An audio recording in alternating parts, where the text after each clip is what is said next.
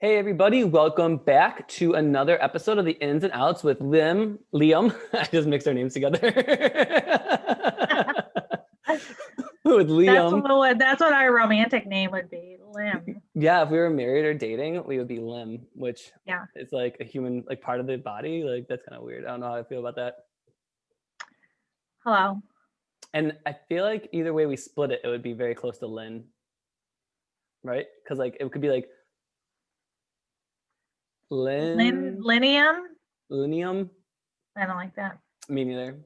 All right. Anyways, welcome back. It is a really beautiful day in Buffalo, so I am feeling great today. Me too. I ate a bunch of Butterfingers this morning. Oh, nice. Eating a bunch of Butterfingers is also a great way to feel great. But I'm really excited to talk about our articles. Lynn has an awesome one, and I do too, but I'm going to start this week. My article this week is all about apps that can help with different sorts of sexual troubles that a person might be having, like erectile dysfunction or lack of libido, trouble achieving orgasms, things like that. And the article originally focuses on a guy who invented an app because he was having some erectile dysfunction problems after he broke up with this person he was dating. And so him and this doctor decided to create an app to help men with their erections because he was going to like a therapist, but the therapist was costing him like $100 a session, which is crazy to spend that much money on a therapist. Not crazy to spend that much money, but a lot of people can't afford to spend that kind of money on a therapist, right? Not to improve their sex life, right? Like, it seems like for most people, it'd be a bonus cost if you had the money.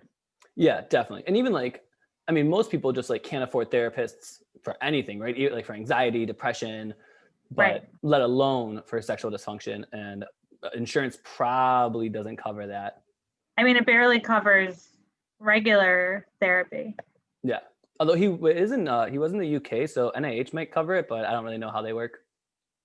Yeah. But anyway, so the article goes through like different apps that they have out there. The one that the guy invented with the doctor, which is it's like almost like a Peloton program, I feel like Peloton, the workout thing. Yeah. So I just started doing it, and they have like these like programs where it's like 5-week program to build strength or things like that.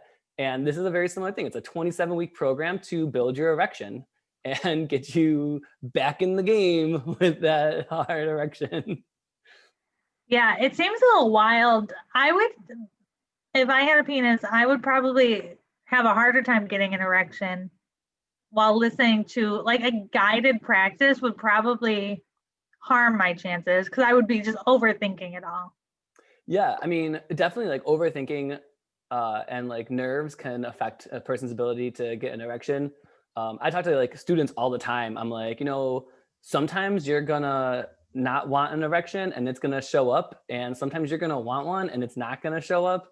And if it's not happening when you want it to, it can just be a vicious cycle of you being nervous and then getting more nervous because it's not happening, and then getting more nervous because it's not happening, and then just still not happening. Yeah. But I think they talk about a lot about like mindfulness and how like mindfulness can help with that. And I do think that can definitely be a way for people of any gender to increase their libido and probably get an erection too. Because if you get into your head too much and you're not mindful, I feel like that can definitely affect your ability to get an erection.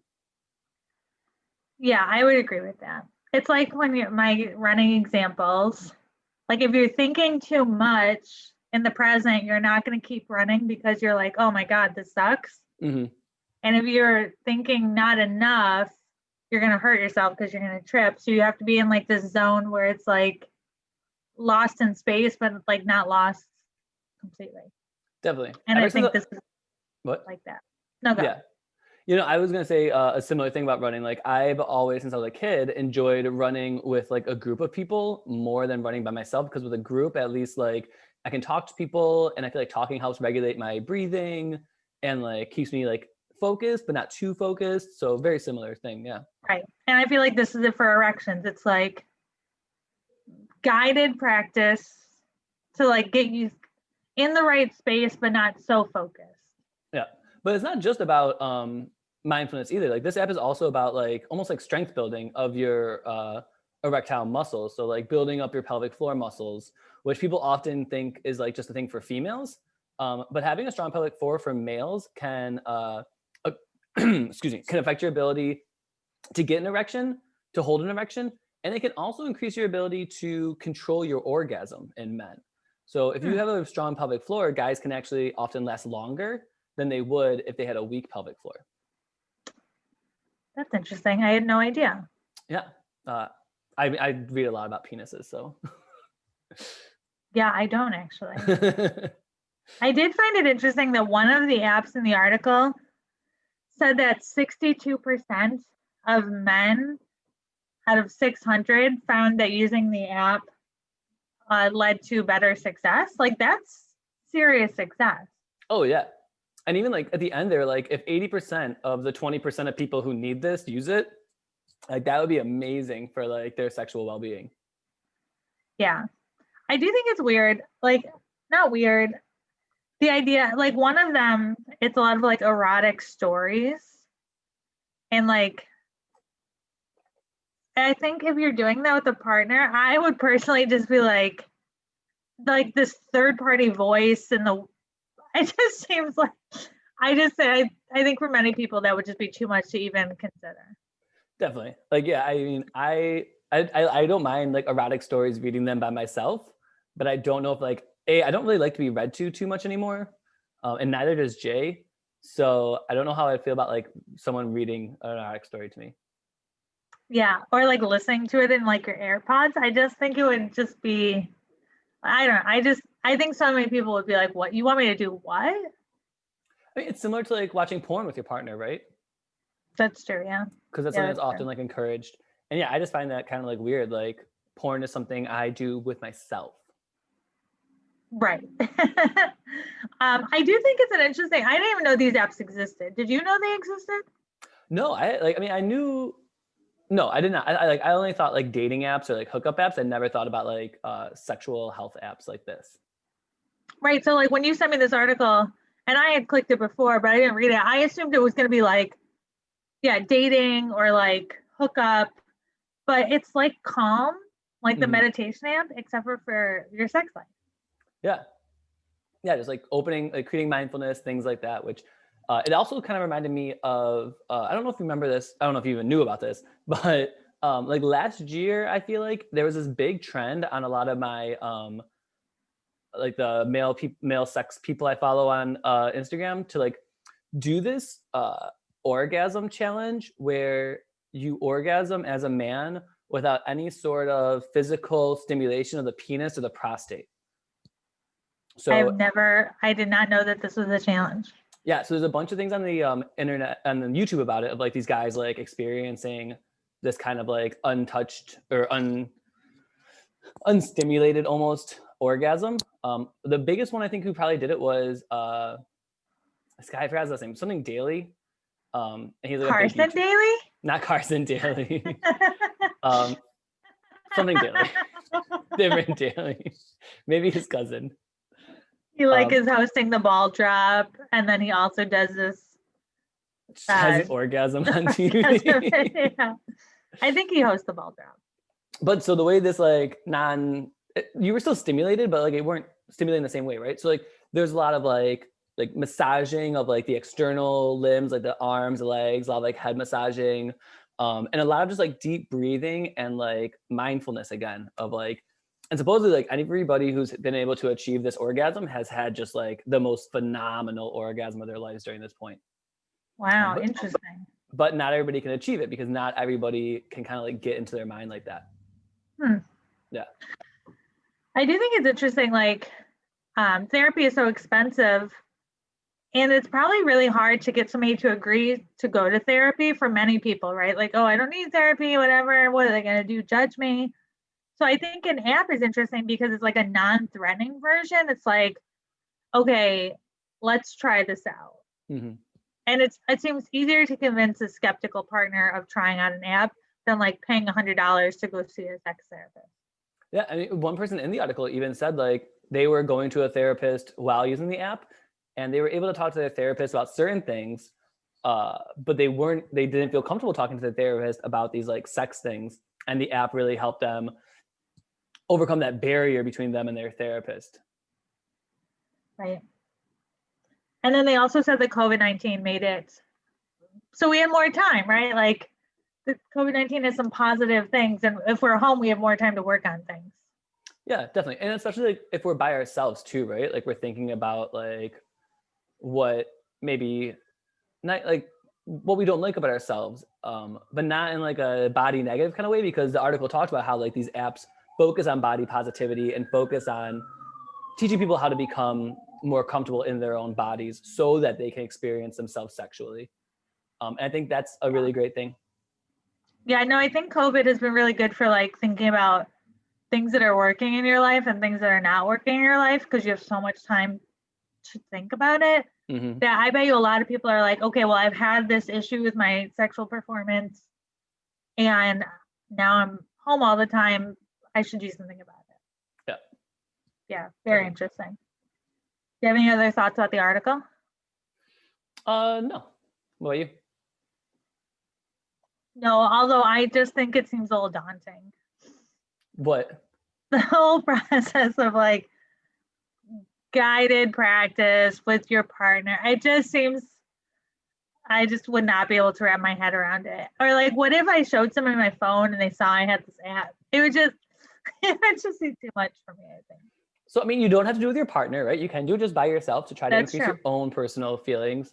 And yeah, I mean, so I use Tumblr for erotic stuff, and it's on my phone. And so I'm always like kind of worried when I like, if someone's like going through my phone, they're going to click on Tumblr to be like, oh, what's Liam's Tumblr like? And it's going to be just like dicks. Look at that. I learned something new about you. Yeah. So, I mean, I feel you on that, like not wanting people to see it on your phone, but you know, there's a way to hide it. That's true. And plus, why are people touching your phone?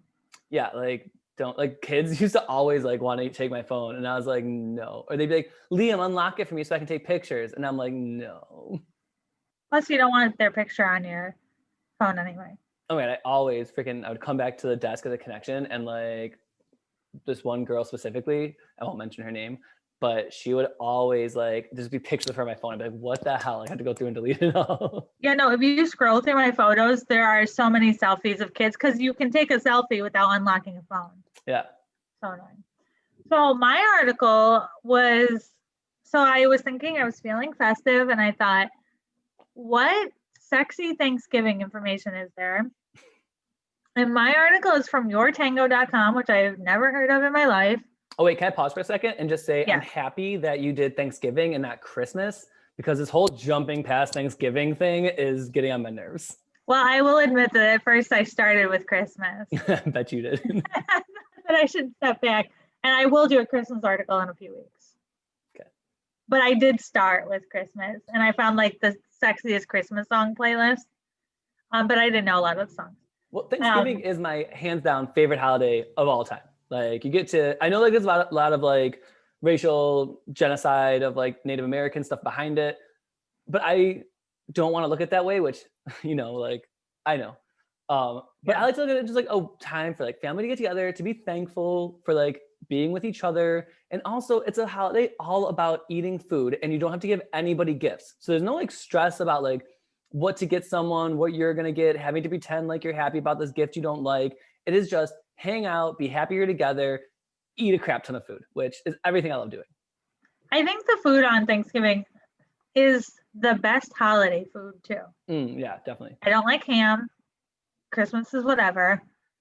But the food, I love. Stuffing is my favorite food of all time. I would eat stuffing, and stuffing is not on the list. So what's the list of?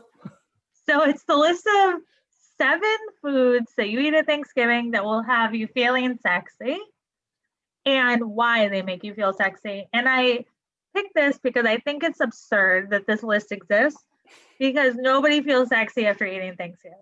That when you sent this to me, that is exactly what I thought. I was like, I have never gotten off a Thanksgiving dinner being like, yeah, now I want to do it.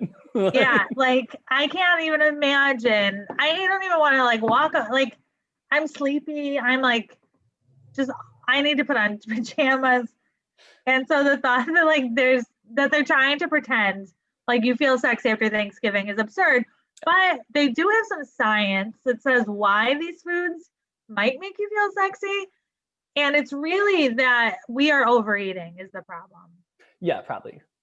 Right. So like if you were to eat like a reasonable, I'm sorry, not reasonable, like a Thanksgiving meal that you would eat like a regular meal, so like maybe not as much, apparently you would feel sexy. And so the first one is pumpkin pie. And pumpkin pie, Liam, the aroma, oh shoot, I clicked the link.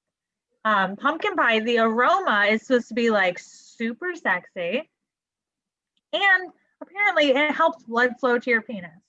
Yeah, so like the pumpkin pulp itself, right, has like nutrients in it that helps with blood flow. And the smell thing though, like got me because I was like, as soon as I was like, the smell of pumpkin like turns dudes on. So like the whole thought of like pumpkin spice everything, it has like an entirely new meaning to me now. Like, right. And not only does it turn you on, it increases your blood flow, they say, by 40% to your penis. yeah. It's a lot of blood. So, I mean, no wonder everybody likes pumpkin spice everything nowadays because it's just like getting them rock hard. I do have a really nice pumpkin shampoo in the, I'm sorry, not shampoo, hand soap in the bathroom. And I just think it's the best smell in the world.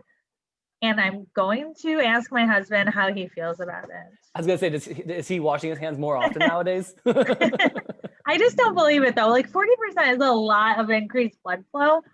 It's from the Chicago Smell and Taste Treatment Research Foundation. So it sounds like that's what they focus on. And that sounds official. Also, apparently there's zinc in it, and zinc helps with testosterone. And if you combine it with lavender, they said that's how it's really dynamite. Which is like, I don't think I've ever heard of a lavender pumpkin pie though. No, and I also think lavender makes you sleepy. Like I have lavender in my bedroom. Jay made some really delicious lavender salt and lavender olive oil that we've been putting on everything. Oh, interesting. There's a place in Niagara Falls that makes lavender lemonade. It's pretty good. Yeah, I've had that before. It's very delicious. So the other thing, the next one is oysters, which nobody eats oysters on Thanksgiving. I was gonna say the same thing. I was like, who eats oysters? Like, are they raw oysters you're eating on Thanksgiving? Like, I think they say you put it in stuffing. I've never had an oyster, but I know that oysters are supposed to make you feel sexy.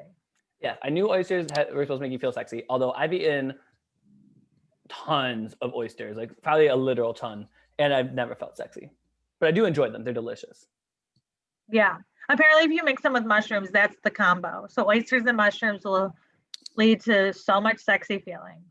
So I feel like I've never eaten like cooked oysters. I feel like all the oysters I've eaten are raw. So the only reference I have to oysters and stuffing is from The West Wing, but President Bartlett puts oysters in his stuffing. I bet it's a New England thing. It's not, I mean, maybe, yeah.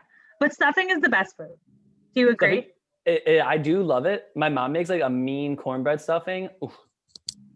You can put anything in the stuffing. That's the best thing about stuffing. You can do anything with it.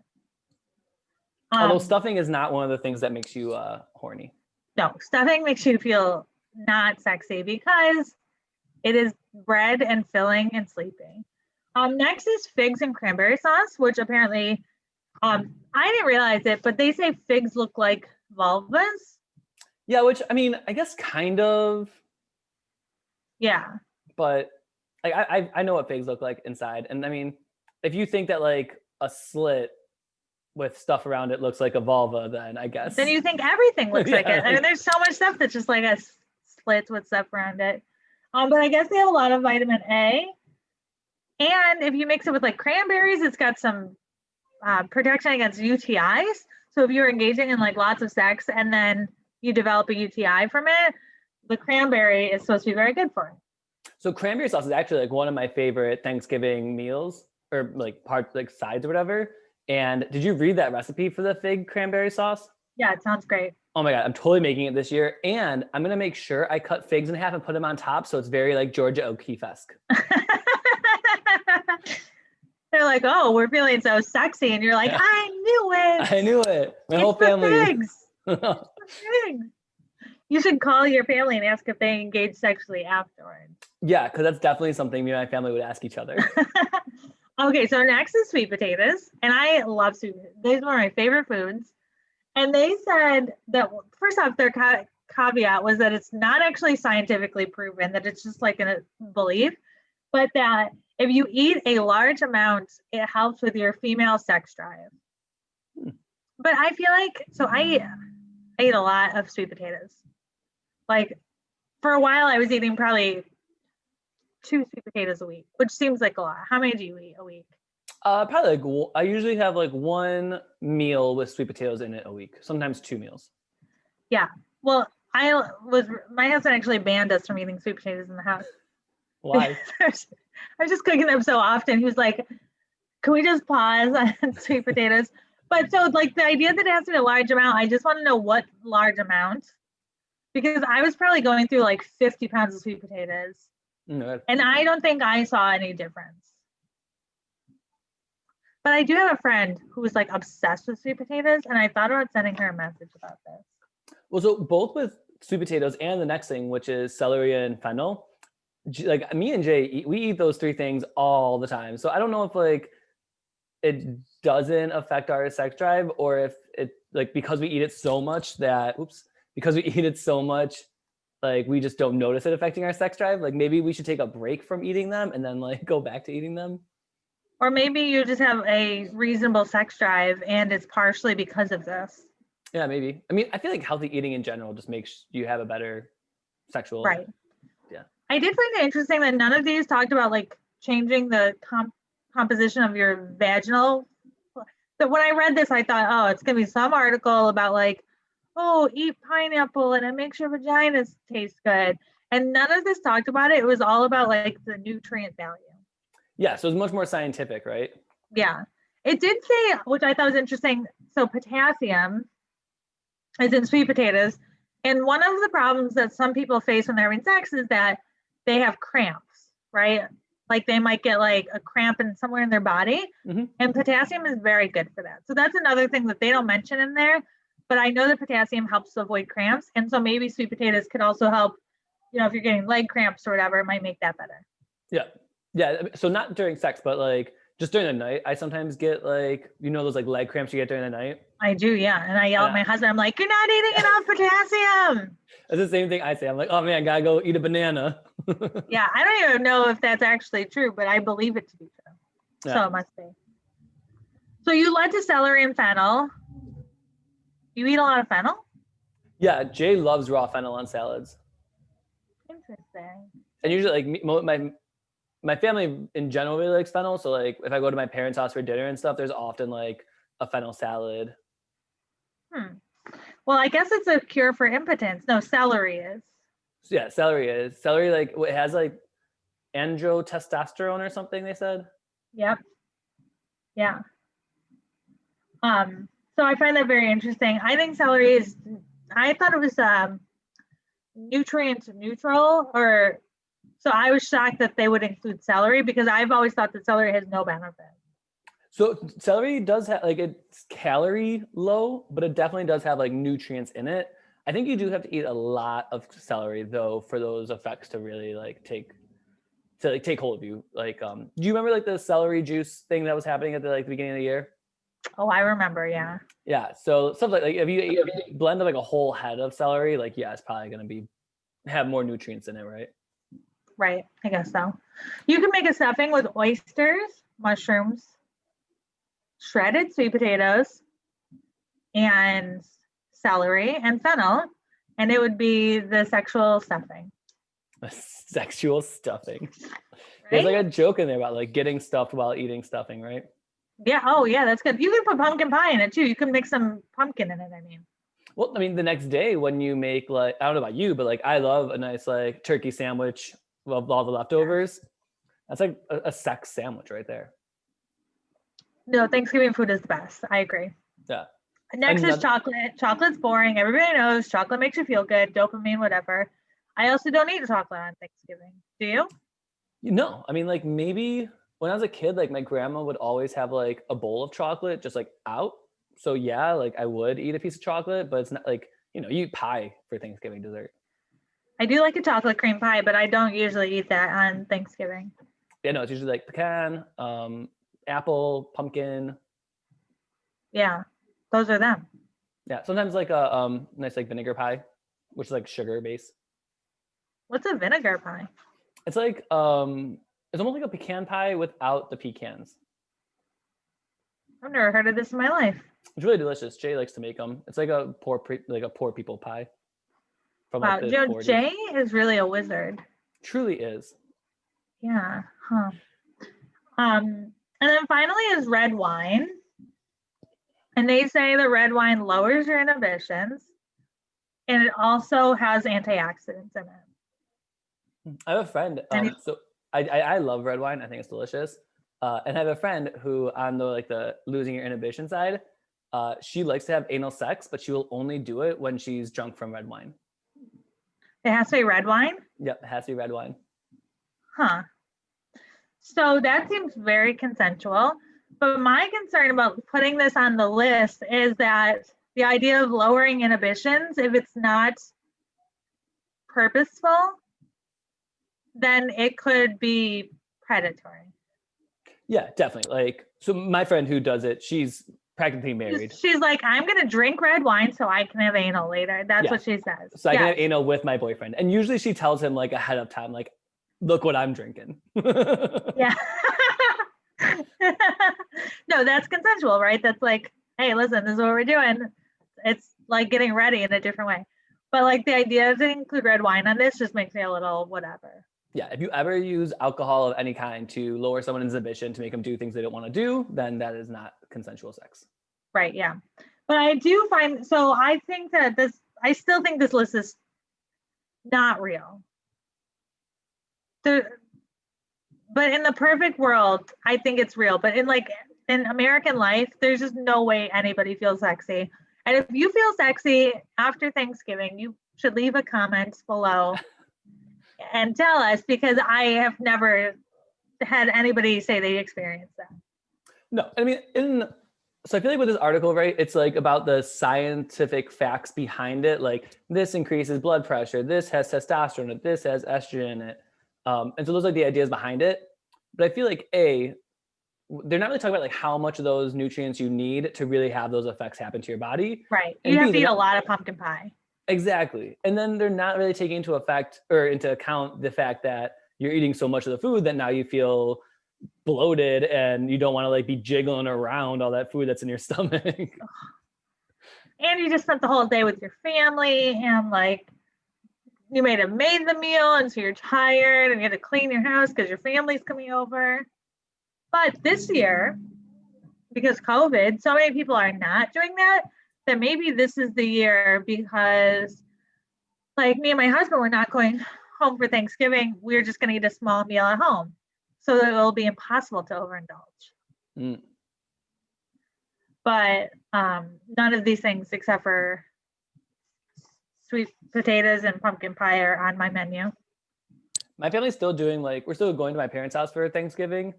But like a lot of our relatives who usually would come aren't coming. But anybody who is coming does have to get COVID tested before coming. Oh, that's what you're going to do? Yeah. Interesting. Yeah. Yeah, I'm just very apprehensive about groups. I feel you. I'm also, I feel weird about them too, especially I was hanging out with my friend the other day and we had been hanging out outside and now it's cold and we couldn't. So I was like, oh, I don't know if we should hang out. No. Okay, so we will not report back to our viewers about whether this translated to real life sexiness because it's none of your beeswax. Yeah, and you guys probably forget about it in 2 weeks when we're back, or when Thanksgiving is. But thank you all for tuning in. Next week we're doing a fun video about how to get condoms, which should be thrilling. Yeah, anything else, Liam?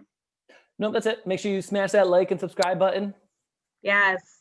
And if you're free, get out this weekend. It is a beautiful weekend coming up, and get some of that vitamin D before it's all gone and we're into the winter. And then you can get some vitamin D at night. After Thanksgiving. Just kidding. Just kidding. Okay, bye.